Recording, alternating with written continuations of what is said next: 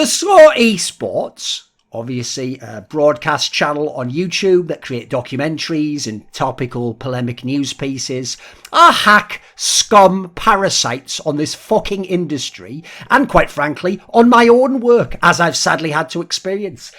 So that might seem like, whoa, where's this coming out of left field? Like, I've somebody showing their videos, they're all right. They are hacks.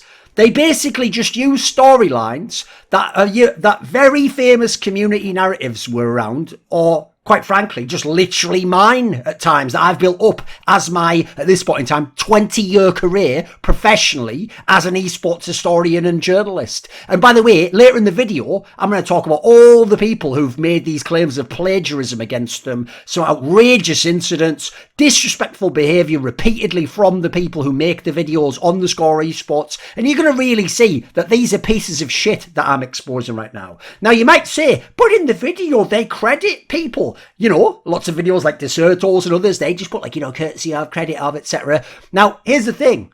I personally have never made videos like that. Like, I actually didn't tell the Desertor what clips to get, etc. They claim they know about fair use. Hopefully they contacted some people. I think the one instance whenever I was ever involved with that is I asked Jason Lake, friend of mine, owner of Complexity, if we could use some of the Call Redemption video in a video I made about Complexity, and he said yes, and therefore I was able to directly get permission to take that footage. So when they do the crediting, what they do is they just put your handle on screen like, credit Thorin. By the way, for the ones that I did for fucking On Gamers years ago, it doesn't even say credit Thorin, it says credit G League, because technically they own the video, right? Now, when they put courtesy Thorin, no, not courtesy of me. That is not a courtesy to me that you say Thorin when you have never, ever, ever, ever in any medium ever asked for my permission to use clips from my channel. And you're going to find out in a minute how many clips they've used. It's fucking mental. I thought it was one or two, so I just let it go initially.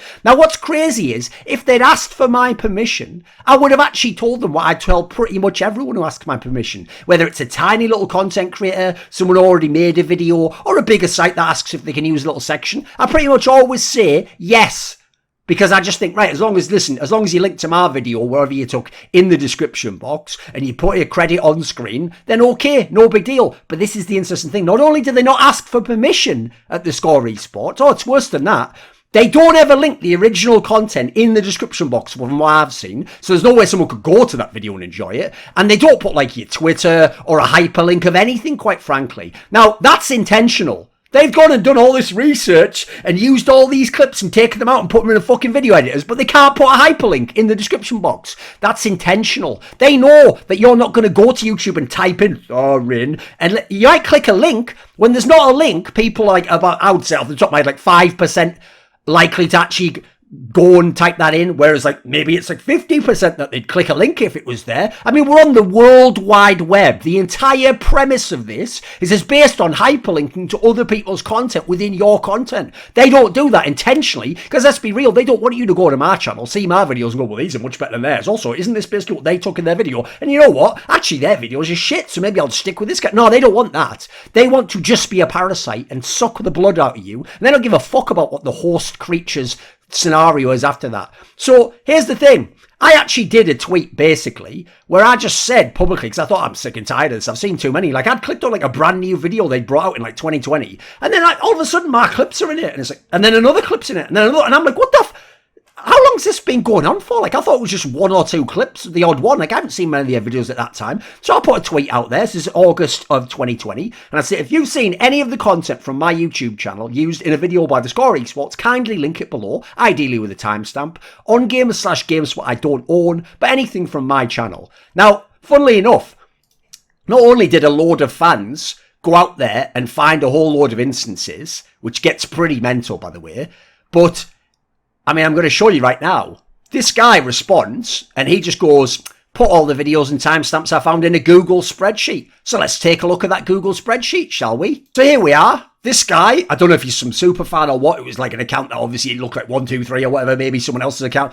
This guy did an amazing job. He basically did the whole thing for me. I saw other people linking, but he got them all in here as far as I can tell, at least to this point in time. So if you have a look here, let's just scroll down on the side, shall we? Right, obviously at the top, number one is video, right? Bear that in mind. But let's go down. Right, he found, and this says 73, so -1, 72 72 different videos on theScore esports channel feature content that is mine.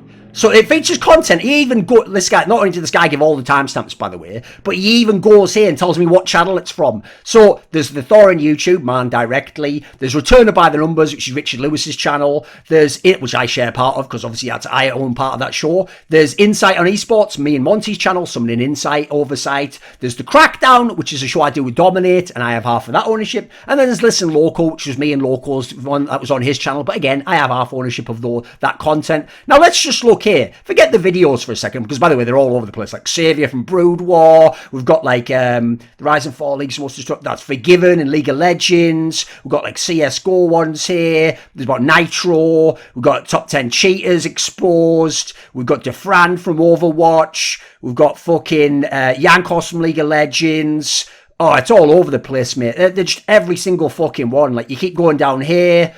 Top 10 players you love to hate.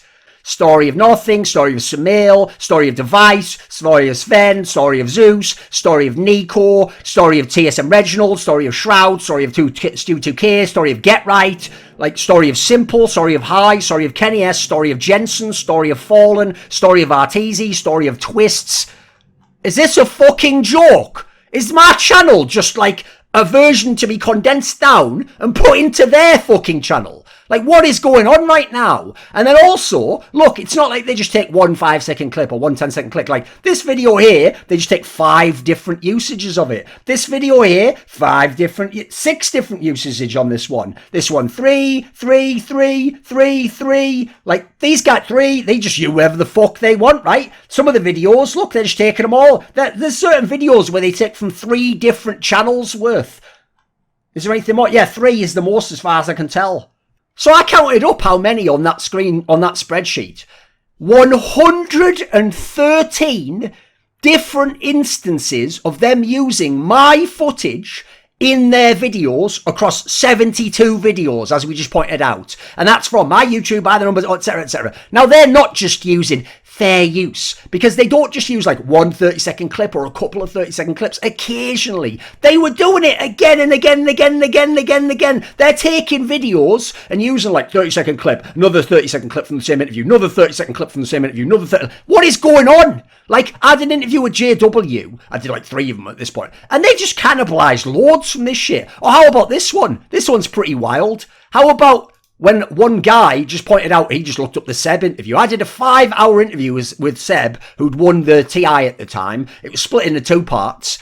They literally took, look at this, 1, 2, 3, 4, 5, 6 different instances in their video are from my interview that I never gave any permission to, and I profited 0 from, and I do not give permission to, in fact. And that leads to another aspect. So, quite frankly, they're just cannibalizing these videos, sometimes using it as the backbone of their video to tell the story and even copy the storylines, or just using it over multiple videos. Like, they'll take a JW interview and use it in this interview, and this interview, and then this video, and this video, and this video, and this. Like, what is going on? What is going on? In fact, when I discovered this in 2020, like in 2020, they were still cannibalizing my content from 2014 and 2015. So you know what? I don't give a fuck. I decided, right, this is too much. They're making massive amounts of hits here, massive amounts of money. They've disrespected me. I saw some of their editors disrespect me in the videos and on Twitter. And so I thought, fuck it, it's copyright strike time. Now, if you don't know how a DMCA, Digital Millennium Creators Act or whatever works,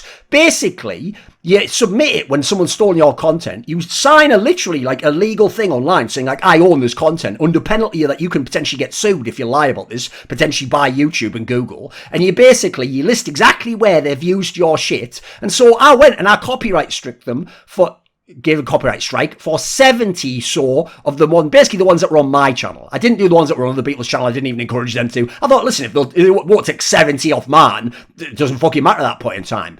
Now, YouTube immediately responded and said, like, we're not sure, like, this seems like it could be fair use. By the way, if you don't know how DMCA works, like, YouTube's already out of pocket there. Basically, this is how it works. It was very controversial when it first came around. When it first came around, legally, they have to take it offline if you do that. That's why you have to sign that, like, you really believe this. Because initially what they used to do on YouTube was they'd keep the video up, but they'd divert the ad revenue to the person making the claim and take it away from the YouTube of the person who had it. So actually there was some false ones done in the past that I imagine YouTube probably didn't run up. That people just essentially for a brief time were able to steal money from like legit ASMR content creators. I think it happened to Heather Feather and a few other people. Now, in this scenario, YouTube's actually legally obliged, as far as I know, to take the videos down immediately. But instead, because they think, it's just a fucking content creator, they do reply with some bullshit like, I think this might be fair use. Like, it's none of your fucking business. That's for the courts to decide, dickhead. So anyway, in this scenario, I go away, and I actually give credit to Richard Lewis for this. I basically got help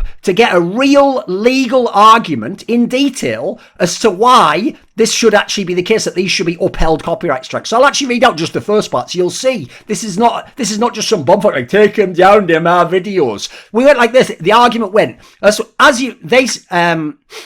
let me see. I put, as you know, while fair use is a legal exemption from copyright laws that has a lot of nuance to it, typically an assessment of whether something is fair use or not is judged upon 4 factors. These are the 4 factors judges consider: the purpose and character of your use, the nature of the copyrighted work, the amount and substantiality of the portion taken, and the effect of the use upon the potential market. So essentially what we're saying there is basically like some of it they're even using to like tell a story that I didn't even agree to. Some of it they're taking, which is like you're just stealing my content and putting it in your video. Some of it's like you're using instance after instance after instance, and you're using it across multiple videos to make many, many videos using the same piece of footage or footage from the same particular video. And then the effective use on the potential market, well, in this scenario, people are going to see your video and not my video, and they might even think, oh, this is better, and then they just don't go to my channel, and you don't fucking link to my channel in our video anyway, therefore they don't go to my channel. It doesn't go in that sense. Now, when I submitted this, guess what I had? YouTube banged to fucking rights, so they took down loads of the videos. Then a few days later, all the videos get reinstated, and I get a response from the lawyer of theScore esports, and I won't read the whole thing. I'll read some of it, but basically it's utterly fucking absurd. Like, for a start, he essentially implies, by the way, YouTube should punish me, and implies that theScore esports stealing my shit helped me and helped my channel. Nonsense, by the way. You could go check the analytics on the videos. So this guy, I'll read out some of it very quickly. It starts off, it goes, this is textbook fair use that is entitled to free speech protection. Then he basically says they only use a fraction of my work and for the purposes of news reporting and commentary. And then basically says that those are protected by US copyright law. Then he says that in the respondent's video, one video, which is 23 minutes, 52 seconds long, it includes only a small 15-second snippet. Second snippet of Mr. Shields' work, which in turn is over 17 minutes in length. What? So basically, they're going like, you haven't even used much of it, because they just pick one instance and just say that. And then he goes, as per good journalistic practice, respondent also credits Mr. Shields at the bottom of the screen when his content is being used. Doesn't link, of course. Now, that's not good practice at all, by the way. It's hyperlinking. It's the internet. If you don't do a link, you scum. Then he put, basically, respondent's video in no way threatens to usurp or damage the market for Mr. Shields' work. If anything, the minimal use encourages viewers to seek out Mr. Shields' work to view it in its entirety. It doesn't, because they don't even say what video it's from. I have hundreds of videos. Although I might even have like over 1,000 on my channel. I think I have like 1,500 on my channel. How the fuck are they supposed to find that video? You don't even tell them what video or link to it. Then he put, Mr. Shields has filed 50 complaints, clearly without consideration for fair use. No, my entire argument was why it was against fair use. This is an abuse of the DMCA and a violation of YouTube's terms of service. Then he quotes some like legal precedent, and then he basically says, we respectfully request that the respondent's video be restored and that Mr. Shields be prevented from filing abusive DMCA requests in the future. By the way, I hope it goes without saying, YouTube did fuck all to me because they have no legal basis. And this is what Scum, theScore esports are, and who they choose to represent themselves with. So all their videos went right back up. Now you might be thinking, well, so what, Thorin? It's fair use. Do you know why I don't feature game footage on my screen from League of Legends, etc.? Because Riot actually legally, no matter what they say publicly, they can just get that shit taken down. They can get my whole video taken down, my whole channel fucking deleted if I have like more than 3 instances of it on my channel. So the YouTube strike system and the DMCA system isn't actually applied like this unilaterally. Basically, it's a fucked up, busted, corrupt system Because first of all, when you submit, you can only do something like 10 instances each time, and then you can only submit one instance like per video. So I can't show them that in one theScore esports video they use 6 different instances. I can only show one each time, and so if it's like 10 seconds or 15 seconds each time, it doesn't look that bad. If you see there's 6 over, but they don't consider it that way. They consider each case individually, and so the system's busted already. Then, the reason why YouTube doesn't take them down is because that system is designed to gatekeep people like me out. It is there for big corporations in YouTube to do whatever they want with your content and go, well, it's fair use, isn't it? Because theScore esports makes massive amount of hits and money for themselves and for YouTube. So as a result, YouTube is incentivized to keep theScore's videos up and their channel up and not remove their channel. By the way, logically, their channel should be removed if that many copyright strikes that are legit.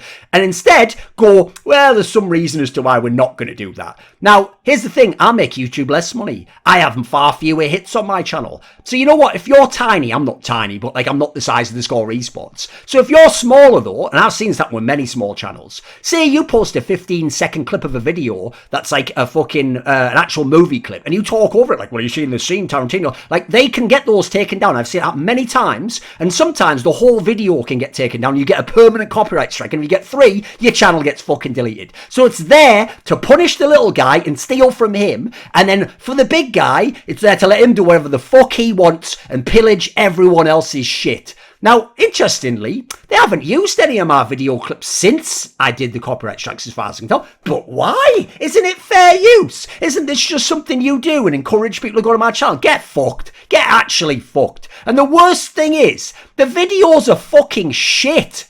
They're actually shit. Their research, as far as I can tell, is just Googling, like, who's done a video about this topic, and then watching someone else's comment, taking sloppy Cliff's notes, and then, when they tell the story, because they have to put some original content in, the storylines are all exaggerated and skewed and viewed through the prism of a moron who didn't come from this game and wasn't there at the time and hasn't talked to the player often. Then they tell the storylines very poorly. They make them all more sensational. The titles are sometimes fucking outrageous and just, like, reduce someone's whole career down to some nonsense. And they love to put in any clips of someone like doing something naughty, like things simple as saying and all the rest of it, just to rabble rouse against you, remind people you said some shit years ago. Like one of the guys who does them, a guy called Dimitri Pascaluta, it seems like it's a Romanian name as far as I can tell. He is utter fucking garbage. Like, this guy pretends to know the whole history of CSGO and Dota 2. Like, it's just nonsense. I never heard of this fucking guy until a few years ago. Like, you can tell from the way he talks, he's just reading off, like, fucking Wikipedias or watching other people's videos or doing an interview and then trying to read between the lines of it. Because he doesn't know what he's talking about. He even, in a video about Scream,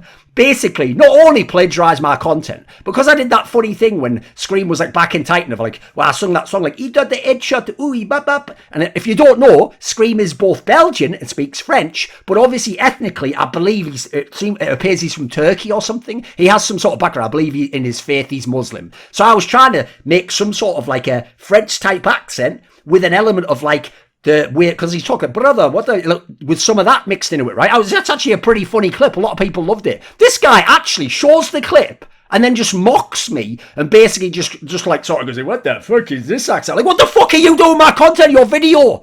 Then they did a video, like, here's a quick example. Recently, I looked up one of the most recent ones. They did one about Jim, right? And about how he saves and all the rest of it. Not only did they mega overrate a Vanguard in this video and act like it was some elite fucking team, but even worse, the guy ends the video by basically saying, like, tell you what though, about Jim, he is fucking hard to beat. Like, what are you talking about? No, he isn't. He's actually one of the least impactful AWPers at fucking tier 1. And tons of times he's thrown rounds in games. Like, they make him sound like he's simple and he's dry peeking you and fucking smashing your head in like, oh my god, I can't beat this guy. What are you talking about? Have you actually watched that team play? They've been through a number of mega slumps during his time there.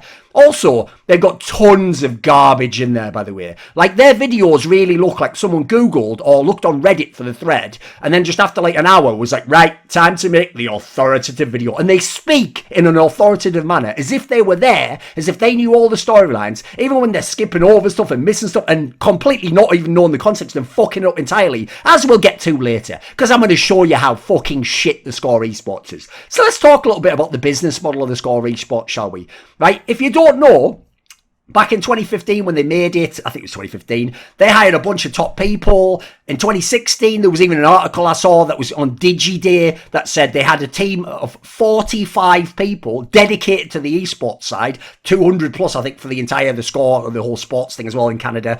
Now, if you don't know, they are profiting massively off this YouTube channel, assuming they monetize it and put adverts in there, because they have 1.81 million subs. Tons of the videos get 200,000, 300,000, 400,000 views. Now, if those videos are properly monetized, they are literally making off each video thousands of dollars of ad revenue directly. That's forgetting any sponsor or anything like that. So as a result, by the way, based on that amount of money, they could also easily just pay a small fee to people whose videos they use. They could even hire the content creator directly. I don't want to be hired by them, as I'll talk about later. But some of these smaller people would probably even jump at the chance to work with them and make a polished video and get paid, I don't know, $100 out of that fucking $2,000, $3,000, $3,000, $4,000 that these fucking cunts make off it. But they don't want to pay them, do they? Because they're a nice scumbag media org who just want to exploit people. Why pay them when you can take it for free and have your lawyers just fucking rizzle-dizzle their way out of it, right? It's called min-maxing. You take one fucking cunt who barely knows CSGO, you have him just wax lyrical about some shitty red, or one video he remembers and vaguely like, I think Nitro was that. And then then the video makes thousands. You don't even pay that cunt thousands, by the way. He's probably on just a salaried job for the year where he makes between 25 and 40k USDT, or I don't know why I said T there, but I've been spent too much time in crypto, or fucking Canadian dollars, maybe like 60k. I don't fucking know. They don't get paid much, by the way, which is why fuckers like Colin McNeil left and go to Upcomer, or, well, I mean, I guess as it will, maybe with a fired him, I don't fucking know what's going on there. So let's talk a little bit, right? Because you might be thinking, oh, you've gone over the top on this one. 70 instances, but they got all those videos. How about this? They've had numerous accusations of plagiarism against them. So let's start talking about that, shall we? So, gbay, you might know him from League of Legends, a guy who does historical videos and documentaries. Listen, he gets the odd detail wrong or forgets something, but I think his heart's in the right place. I had on an episode of Listen Local. He does seem very passionate about the history of League of Legends. Seems like he really enjoys looking into it and telling the stories. And actually, he comes from the community and he does a pretty good job. Like, if I had to say, where would I go for a League of Legends documentary? Don't go to theScore esports. Go to gbay's account immediately and see if it's on there. He's done loads of them. And this was a guy who, as far as I know, was a streamer. And but he's really developed this side of himself. I think he does some pretty legit stuff. So he makes a video, right? What's the title of this video? Dear media outlets, please don't rip off YouTubers. And you can see in the video, oh, what's that? theScore esports. He had over 1 million subs even then. He shows that. And what he explains is basically that he thinks they ripped off his Moscow 5 video. Now, not only do they sort of like copy some of the way that he told the story and some of these, but then he also points out, like all people who do their content seem to, they always add in for theScore esports the original content that's just a moron giving a bunch of stupid shit. Basically the equivalent of some moron going, Titan was just closed down because Kaylee was banned. Like some Reddit opinion, but you're just saying it as like, oh, that's a fact, is it? So basically, in the video, they even sort of talk about how, like, what was unique about Moscow 5 is how aggressive they were. Like, that's nonsense. Like, every fucking team was aggressive back then, except like CLGEU. And fucking Zubu Blaze, maybe not even that one. CG Entus Blaze after them. Like, again, they just put in fucking nonsense that makes it sound like you like invented aggression or something stupid. So okay, there's gbay, guy with 488k subs. So it'd be very easy to Google Moscow 5 and find his video first, wouldn't it? How about this? Then a slightly smaller creator. They go to here's a guy called Slush. And he has 81.9k subs. Now, what's the title of his video? theScore esports just ripped off my most popular video. This is from 2020. The gbay video is from 2020 also. I think we all just got sick of the fucking Score esports in 2020, right? So they go, oh, he just ripped off my most popular video. And it was a video about Summit 1G, basically.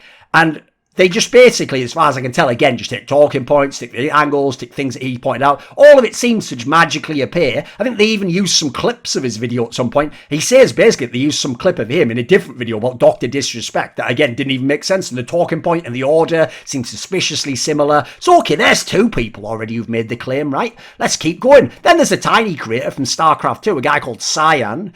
And basically, he's not a big YouTuber, by the way. That's why he only has, like, what does he have here? 1k subs, but he just makes this video to sort of blog about this topic. He's actually a writer. At the time he wrote for Esports Heaven under my boy Drexin. So he wrote an article called How Do Esports Teams Decide Which Games to Support? And if you go and you look at the examples he gives and the quotes he gives, Score Esports then, right, like the business of esports, and they've just clearly fucking read this article and badly plagiarised it. That's just clearly what it appears to be. In fact, a guy who's like an expert about RTS games called Brownbear, I even did an interview with him once, he actually made a blog, the links will all be in the description box for all the fucking receipts for this shit, boys, and he basically explains how this is obviously plagiarism. Like, I'll give you some quotes. First, the quotes. Cyan's original piece contains about 25 sentences worth of direct quotes. Out of those 25, only 9 were not used in the scores. The Score Esports article took about 64% of the original quotes from Cyan's article and added 0. The Score Esports article is about 45% quotes, 10 out of 22 paragraphs. So they not only harvested the best quotes from his article, basically he just did their homework for them. They didn't even add anything them fucking self. So okay, how about this? It's not like nobody noticed this because it went on Reddit actually in StarCraft 2. In Control, sadly now deceased, legend of the esports industry, one of the coolest guys to ever work in it, even though he wasn't that great as a player in StarCraft 2, writes, very sad. Lots of work has obviously gone into the original article by Cyan. To have it basically stolen is just bullshit. I mean, they didn't even credit him writing their article and barely made any effort to add anything to his words. It's not like this is some throwaway press release that has been regurgitated. It is a well-researched piece of journalism that must have taken a long time to put together. But if there's a silver lining, it's that it shows he has talent for this kind of work and hopefully it can lead him to getting more commissions to write similar stuff on wider esports topics. TLDR, fuck the Score Esports, go Cyan. Yeah, you know what? This guy was a fucking legend. He was on the money, right? So then, interestingly enough, actually, the editor of Cyan at Esports Heaven, Drexen, the editor-in-chief, pipes up and he says, editor here. Because some morons love Score Esports videos and love the fact that they steal and go, just allow them to use it. It's fair use. You shouldn't be saying that. Because they just don't know anything about the law. But every moron thinks they know the law. That's why there's that great quote, you know, like wise men debate fucking arguments or whatever, like fools, debate cases, fools decide them. Yeah, because you don't know anything. He says, the very first thing we did was tweet the score and try to find a fair middle ground. Our attempts at reaching out have been completely ignored. We would like to find a compromise before jumping the gun and going legal with it. So, okay, that's not the end of this story. Cyan then on Twitter says, Score Esports sent me an email. Now, when you look at the email that he was received, it says, today I received a Twitter DM from the Score Esports Director of Content and Partnership asking for an email address where he could reach me. Shortly after giving him my email, I received a message saying that the Score Esports stands by their coverage in the situation. By the way, didn't credit him. They assert that they correctly credited the original source on multiple occasions while linking back to it. They told me that they think their piece had an over-reliance on quotes and has since been edited. Supposedly they just took like 300 words out of it or something. He lists his original article, the earliest available one, and he shows the version on their site. And by the way, it looks like there was, as usual, stealth edits, a bunch of fuckery all over the place. So that isn't it, though. Then, I think this was on the gbay video, or maybe the other one. Maybe it was actually even on the Cyan one, if I remember. Yeah, actually, this was actually on the Cyan video in the YouTube. I see a familiar name, a guy from Overwatch. Guy called Harsher. And he says here, by the way, this guy went on to become an analyst for the San Francisco Shock in the Overwatch League, a coach of the Vancouver Titans and the Houston Outlaws. He basically says, glad you spoke up. Same thing happened to one of my interviews, which is straight up copy and pasted onto their site with my questions removed. This is fucking outrageous. Then, it doesn't even stop there. When I publicised it, my boy DK, one of the best journalists to work in esports, he says, because I put, so well, Team Liquid, this thing where Team Liquid basically was signing Zeus as a coach, he put, they reported on my tweet. That's it. Lol. As in, they put report and then they list all the stuff, and it's just taken from DK. Like, they're not even adding any, they haven't done any journalism themselves. They're just rewriting his fucking news. Now, it's not just that they appear to plagiarise, in my case, just take shit without permission all the time. It's better than that, guys. As I said before, their work itself is fucking garbage. So how about one that wasn't about plagiarising? It was a polemical piece in the Don't At Me series where they try to put edgy, like, sort of controversial opinions and then make a video about it, right? So this one is fucking mental. How about this? The video is entitled, Why the OK Hand Sign is Not OK and Blizzard Got It Right. Right, this is the story where Blizzard, Daniel Rosen is the guy talking about this, by the way, Blizzard got it right to ban fans from on camera ever doing this symbol. The universal symbol for OK. By the way, not only has that existed in tons of cultures, one of the most recognisable symbols in the world, it's what if you're a diver, you do to someone else, say I'm OK, got enough air, there's different scenarios where people can't talk, deaf people might use it, etc. But no, because 4chan did a stupid fucking campaign to get moron journalists to report on this, and then I think like one guy who committed like a fucking shooting did like symbol like the circle gang style shit. This fucking moron says that it is associated with white supremacy as a white supremacist symbol, and then basically goes on to explain that it's not okay to use it and that Blizzard is right to ban fans from doing that. By the way, I even showed myself, like in Korea, they had like a fucking schoolgirl on the side of a bus just going, and I was like, you'll never work in the Overwatch League, love. That's who the fuck these people are. Then how about this? The same people had a video where it was called The Astralis Era Ain't Dead Yet. And it was right after Team Liquid had won the motherfucking Intel Grand Slam and were far and away the number one team in the world and had that insane, like, they were on like, I mean, they hadn't won the next couple of events, but at this point in time, they were probably already on like a 15 best-of-3 winning streak or some shit like that, or 12 at some point in time. So even though, let's just look at history for a second. Team Liquid, this is their run over the time span this cocksucker is talking about. So they won IM Sydney. Astralis didn't attend, but if you can't attend, you can't win the event, right? They online didn't qualify for ECS initially. They didn't in the end either. They went to CS Summit and came second, lost to Vitality, which is the only thing that stopped them having something like a 35 best-of-3 winning streak over this total time span, including the next two events. They won DreamHack Masters Dallas. Astralis skipped it, but if you skip, you can't be the number one team. They won the online GGBet Cologne Invitational and went to Cologne because I put fucking pressure on them for months because they turned down the Cologne invite. They thankfully qualified narrowly, barely beat Hellraisers in one of the games, from what I remember. Then they went to ESL Pro League Season 9 finals. Astralis was there. They beat them in the quarterfinals and they won the tournament. Then they won the Grand Slam Season 2 by winning ESL 1 Cologne, the biggest event of the year aside from the majors. So the third biggest event of the year, essentially. So look at all these Tier 1 events that they've already won.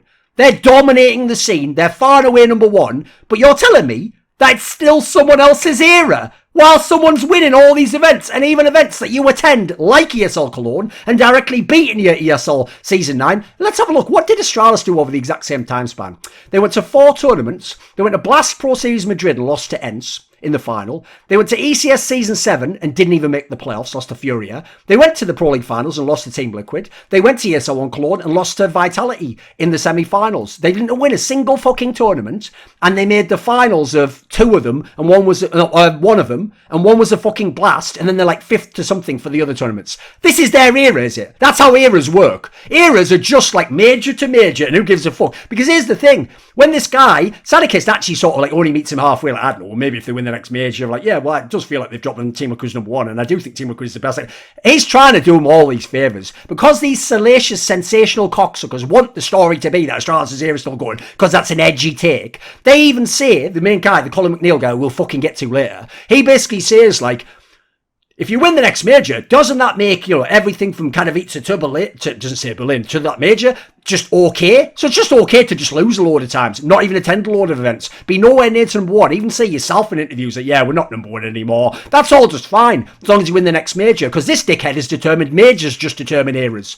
It's apparently not about all the rest that you do in the excellence level, and how many times were you relevant, how many times did you lose to you. No, it's not about any of that shit. He's just going to tell you what majors mean, right? Then they had a video, similar theme, May 2020. You remember when me and Richard were reporting all that stuff about Astralis? It's called What the Hell is Up with Astralis? And then even though they talk in this about, like, you know, there's going to be, like, there's some of the players are stepping away. They then, as a round table, have this whole discussion about it like they're experts. They make essentially no mention of the reporting that there was demands that they take pay cuts. They don't even mention, they mention the CSPPA briefly, but they almost make it sound good. They don't mention the whole CSPPA shit that came out, I think it was around this time, of like they're acting as agents and like, why aren't they saying anything about this? And they're needing the burnout. When they talk about Zipnix, they just make it sound like he's just suddenly decided to leave the... No, they make it just sound like, oh, he's leaving the team. He left suddenly. Once he saw Glaive left, he was like, privately, I'd be on. He's like, fuck this, I'm out as well. You're giving me time off. I don't even know if he had a doctor's note in that particular case. Now, they practically, by the way, praise the Astralis org for giving the players time off. You don't know, Astralis could have given them time off at any point in time, just like Stanislaw is getting time off from EG now. But no, Astralis was like, we're not giving you time off. In fact, we want you to practice more with this fucking Casper Fit moron from handball. And basically, it's only because Glaive went and got a doctor's note that they were legally compelled to give the time. So they did everything they could not to give them fucking time off. And then they basically spin it, just like before, this bullshit narrative that like, oh, maybe this is like, you know, taking a break. And so that, you know, they're going to come back for the major and pick. Now, that's not why they did it at all. Some of those players were even actually in a scenario where they could have been sold before that major ever happened, individually and as a total package, the entire lineup. There's a world in which I even heard some of them were trying to break the contract and get out of Astralis. Some of those players fucking hate Astralis, and I think you will see more of them leave in the future. Here's another one for you. In the summer of 2017, when Astralis had been the number one team, won the major, won a bunch of tournaments, still top 2, top 3, depending on what the tournament was, they did an interview with them. They know so little about the scene that because like the G2 super team was there, and I think at this point maybe they'd won Pro League, they asked Astralis, as though this would be like an exciting prospect for Astralis, like, you will finally play G2 esports on land. Like, who gives a fuck? We just won the major, motherfucker. Astralis is better than G2. Like, they don't know what the fuck they're talking about. How about this one? I thought this was actually outrageous. They did a video where the title is this. Oh, funny how the screenshot just happens to be me in there from years and years before, right? So, what is the title of this one, boys? Counter-Strike's most brain-dead mastermind, the story of Zeus. By the way, they do those others, the story of Simple, the story of Twists. But for this one, they put on it Counter-Strike's most brain-dead mastermind. What the fuck is this title? Here, I'll tell you who Zeus is. He is a 10-time Magic finalist across the Counter-Strike franchise. 4 times he won CS 1.6 majors and was in 6 finals. In CSGO, he's been in 4 major finals and won 1 of them with Gambit. So he's won majors in both games. He was an elite in-game leader in both 1.6 and CSGO, but he's brain dead. Brain dead. Now, the opening monologue even has this part where this guy says that you probably think he sucks and is a bot. Wait a minute. That's coincidental, because years earlier I made a very famous tweet when it was the ESL 1 Cologne where I said Zeus is such a legitimately bad individual player because he had terrible skills in CSGO. Great leader, but what a bot. Funny, it's almost like these guys don't know how to do their own fucking work. They just do that. It's like, can I copy your homework? Yeah, but be sure to change it. Haha. And they just do the exact same fucking thing, don't you? Then how about this? In the actual video itself, they never say he's brain dead. That's just a fucking title clickbait. What they actually say is like he's a visionary with gut instincts. By the way, no, that isn't just what Zeus was. He was actually a guy who was a real leader, who understood tactics, who understood how to read the map, who prepared for people, who had a playbook and had the flashes and the utility and the smokes and all that jazz and had stacks. He was a real leader. In the clip they use of me, I even explain that his team doesn't actually have the firepower. They sort of don't have that part in, and that they're only succeeding in the early days from pure execution. So what does pure execution have to do with fucking intuition? These are just some. They're trying to make it like he's an idiot savant, like he's a fucking moron in the game, but he just also like, I just accidentally trip over, blah, I can't believe I bloody won that. If you don't know, by the way, Zeus is fucking brain dead outside the server. I'll even say that, but they don't know that. They don't know that any of the relationship that I have with him or some of the things he's done and said. They just think because he did silly dances and stuff, that makes him brain dead apparently. Then how about this? In the video, they never say he's brain dead. What they say is, well, I watched most of it, they say he's the most divisive. They don't go the most brain dead in game leader because they're cowards. They only want the clickbait of that. They don't want someone to watch it and go, fucking hell, brain dead, how dare they? And here's the other reason, right? That they don't know what they're talking about in these videos. In the video, when they explain his career storyline to you, they go from 2015, when he's obviously in the Cluj Poker final and loses to Envious. They go right through all the top 4s he's having, he's really good, and then they're hopefuls for MLG Columbus in it, and then he explains how MLG Columbus, he literally says some line along the lines of like, for the second straight major, Zeus led Na'Vi to the final. Now, pause for a second. Do you know about the history of CSGO and Na'Vi? Do you remember something very famous about Zeus? Why he was cut from the team at the end when they invited Simple? That's weird. Cutting an in-game leader and adding a star AWP. That team wouldn't work. Who's the in-game leader? He wasn't the in-game leader. From late 2015 on, definitely during MLG Columbus, the in-game leader famously was Starix, the former support element that they'd had in CSGO and won at like the 3rd star in CS 1.6. He was the in-game leader, but he wasn't in the game. He called everything. As the coach, he was allowed to have a headset and talk the whole time, because it was only when they picked up Simple, Valve made the famous coach ruling, one of the most infamous things the whole time that they've ever done, where they banned coaches from talking all the time and made it so you could only talk in timeouts. You can't even talk in freeze time. So as a result, people like Peacemaker, like fucking Starix, basically had to just become a coach and had to sling their hook to some degree and couldn't have the same impact they were having on the team. Peacemaker and Team Liquid in that particular case. Top 4 on New York 2016. Go look it up. And all the fucking history. Do you know why they don't mention that Zeus isn't the in-game leader and that he's not leading them to the final in that regard, and that actually he's just a bad player in the team? Because they don't know themselves. They're making a video to explain to you the history and career of a player that they don't know themselves because they weren't there, they don't understand it, they haven't even done cursory fucking research, or they've just ignored the parts of the video because they're too busy trimming it out that actually tell you what's going on. Now, here's another thing. In the MLG Columbus final, they just talk about how like explosive Brazilians beat them, etc., and how everything like went to shit for Na'Vi. They don't even bother to mention the star player of Na'Vi was Guardian the AWPer, and that he had a fucking hand injury, a very famous thing about this tournament, and that in the final, I always say 4 times, but I think it was like he used roughly 3.5 times his sensitivity because his hand or wrist was hurting that much, and he was absolutely dog shit. He is the main carry of that team and was one of the best players in the world just the previous tournament, even at Counterpit and the months earlier on and Katowice and all those tournaments. But this guy, it doesn't even get mentioned because they don't fucking know anything about this particular game. Then how about this? This is how bad the clickbait is. They did a video where the title of the video literally is, this is very recent, did Simple accidentally cause the all-off boost? Now, people will know that they always basically somehow just reference the all-off boost because they're fucking hacks and they're just appealing to like lowest common denominator Reddit shit. And so somehow the all-off boost gets in like a million fucking videos, just like my content does. Now, interestingly, you think, right, what's this? The whole video has nothing to do with that. Right at the end, the clickbait, you go, right, finally they're going to tell you about the deep dive on how Simple might have caused the all-off boost. And you think, how's he caused that? He didn't even know about the boost. He didn't tell them about the boost. Like, he wasn't in the game. This is literally what they're saying. Cause in the group stage, Hellraisers upset Fnatic on Mirage in a best of 1, and it meant that Hellraisers ended up winning the group, and Fnatic came out second. Well, because LDLC came first in their group. I mean, these dickheads probably don't know it's randomised as to who you get in the quarterfinals. Out of first, you get the other second place teams, I think maybe except yours, and then you just play one of them. They basically implied just because they won that best of 1, that's why Fnatic played LDLC, and that's why the all-off boost happened.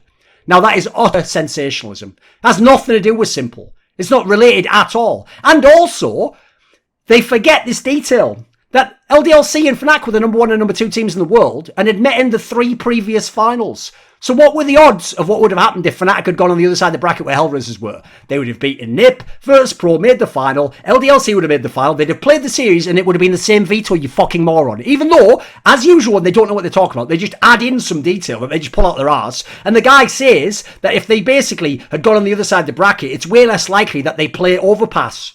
What? It's the 3rd map, you moron. Like, the randomizer picks it. What? The randomizer picks it. They had no choice whether they did. It wasn't less likely at all. And so since they weren't a team that would have banned it, just as they didn't against fucking LDLC, it might have been the decider. And the same thing, by the way, if they'd have been down, would have happened in the final. They would have had to win most likely. What are you talking about? Can you just read people's fucking minds? So here's the thing. This leaves a bad taste in my mouth. This garbage work. This plagiarism. They are disgusting. But I'll tell you what's not disgusting and certainly doesn't leave a bad taste in my mouth, and that is, of course, Gamer Subs. Get 20% off instead of the usual 10% this weekend with my code Thorin, THORIN at GamerSubs.gg. I actually like this mango meta. You see that? Meta?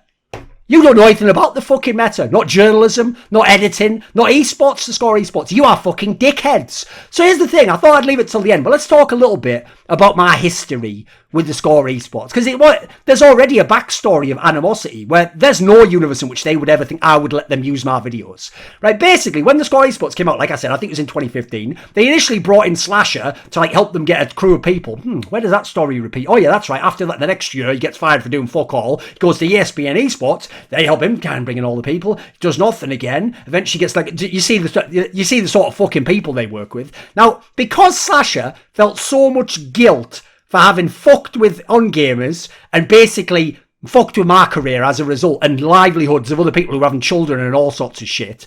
Basically, Slasher was messaging me all the time before I blocked him that year, saying like, it's okay, I'm going to get you, I'm going to make it all up to everyone, I'm going to get you a job at theScore. And I was like, I don't want a job at theScore. I'm living in Korea now, I've gone independent, I'm actually making as much money and I have no interest in working for a boss again or working for a big site. And he was going, no, like, you're just saying that, but when I get you the gig, you're going to want it and it's going to have I'll have made up for everything I've done to you and then we're even. It's okay. And I was going, Slash, I don't care about that. Like, stop telling me about that. I don't want to work with him. But he kept on doing this, right? And he kept messaging me after this, so I had to block him. And he basically said at one point in time, like, right, the thing is, they haven't agreed to hire you. And I'm like, I don't want to be hired. And he's like, yeah, but the thing is, they say what they'll do is they'll wait and see how you perform at the major, and then if they like how you are on the desk there and it's not too edgy, maybe they'll hire. And I'm like, Sasha, I don't want to work for them. I don't know why you're telling them I want to work for them, and I'm certainly not going to be fucking judged by people I don't want to work with. Now, they'd already, for theScore esports, hired a bunch of the best writers in League of Legends. They had Kelsey Moser and Theon. I think even Froscorin did a few things for them.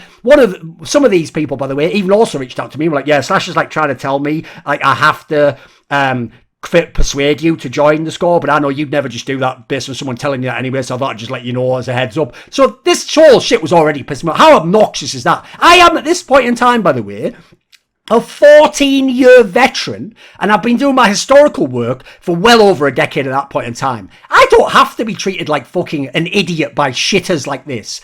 Now, here's an interesting detail. I heard behind the scenes, because I kept messaging this guy, like, why aren't you publishing stories? They had an investigative journalist I won't name at the time, and he basically told me, oh yeah, they just kill all my stories when I get them. Like, they're just like, oh, well, we wouldn't want to burn a bridge with that team or that org and not get interviews. So yeah, actually just sit on that story, delete that. So these people are the opposite of journalists. They are purposely hiding shit. You ever heard that amazing quote from George Orwell, one of the most legendary journalists of all time, where he basically says journalism is printing what other people don't want published or printed. Anything else is public relations. Nailed it. theScore esports aren't real journalists, mate. They're just fucking PR. So then, I used to think back then, even despite this shit, when they started making the documentaries, you know what? I think I might even tweet this. They're fairly harmless. I mean, it's just content for casuals, isn't it? It's not the end of the world. It's basically like those SB Nation ones where half of that shit's just pulled out their arse and just use a few clips and they massively over-dramatise certain dramas and like beefs between players. But you just think, whatever, it's just for plebs who didn't follow the scene, right? I'm sure it's okay if you have a surface level knowledge. I even used to get why the pros would participate in these videos, tweet them out, because they think to themselves, I've never had a documentary made, because, you know, Valve didn't make that many of those profiles. So they're like, this is cool, like, my story's being told, I can link it to my family and my friends and my work people. They get that I'm in esports. But I have to say, in light of all the things I've discovered, maybe rethink that if you're a pro. Don't work with these fucking scumbags. Go and work with legit endemic people from the scene who care about it. Then let's talk about some of the people who worked at theScore, right? So I actually made a video back in 2016 that I'll link here, where it was basically about how the editors of theScore and ESPN were fucking with other journalists. I didn't entirely mention this in there, but they had all these editor-in-chiefs who came from outside of esports and were trying to do that thing where it's like, well, I have a degree in esports. We know in journalism. Doesn't mean you know about esports, mate. And these fucking people, I've pointed this out in the past, basically created a toxic, abusive relationship psychologically with these best writers in esports. They would mentally dominate them by always editing shit out of their articles and cutting whole paragraphs and telling them, like, you're going to have to rephrase this here. It would nearly always be wrong, because I saw some of these edits before they were done, and some of them actually crippled the stories or ripped the soul out of the story, and they did it so that some of the best writers really were in this, like, Stockholm syndrome of, like, well, I need that guy, like, I'm nothing without him. He is the only reason my article gets hits. Like, I thank him so much for all the work he's done with me. It's fucking disgusting. But there's one dickhead who worked there who's called Colin McNeil. Now, here's the thing. I actually didn't know that this guy was saying anything about me or doing anything about me. I thought he was just some fucking guy. And of the ones there, he wasn't in that many of the videos. So I thought maybe he's all right. Maybe he's just a fucking guy from outside esports. All I remember was this really weird scenario where at the Berlin Major, I'm walking with Semler And Semler basically had to like go into the press room for a minute to meet someone. And he goes in there, and this Colin McNeil guy comes over to us. As far as I can tell, because I think Semler had participated in some of the Score esports videos. And the guy comes over, says something to Semler, turns to me. He doesn't say like, hello, I'm Colin, or I'm Colin McNeil from the Score esports, or we enjoy your videos. You know, we actually feature a lot of them in our content. Thank you so much. What he does is he just turns to me, and he just puts his hand out like that. And I literally said to the guy, what do you want? And he goes, just to shake your hand.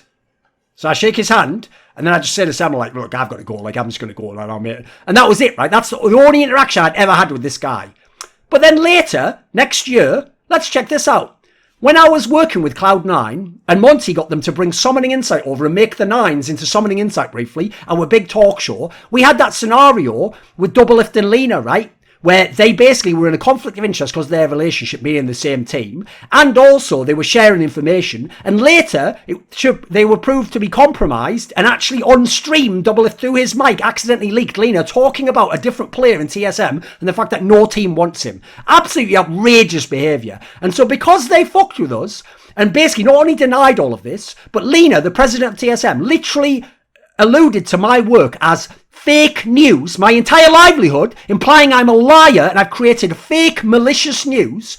This fucking guy, I said publicly, I'm declaring a holy war, as a pithy way to say it. Like I'm declaring a war upon TSM. I'm going to expose all their shit and all the stuff they've done. And I called it a holy war. I think Monty might have even called that term, because it's just like a cool way to say it, right? We made this whole theme that we're crusaders. So cause this cocksucker, who loves to steal everyone else's shit and shit all over everyone else, cause he knows that we're working with Cloud9 and we've got massive sponsors like AT&T on this show, he goes on Twitter and just rabble-rouses and just goes, could someone tell me how AT&T feel about being part of a holy war? Teeth emoji. As though he's trying to get the attention of AT&T, or someone to go to AT&T and go, yeah, why are these people doing a holy war? Like, why are you sponsoring this chat? Still trying to fuck with my livelihood. Then, how about this one? This is a fucking amazing one. James Banks makes a joke where it goes, poor people who queue at the same time, whatever, right?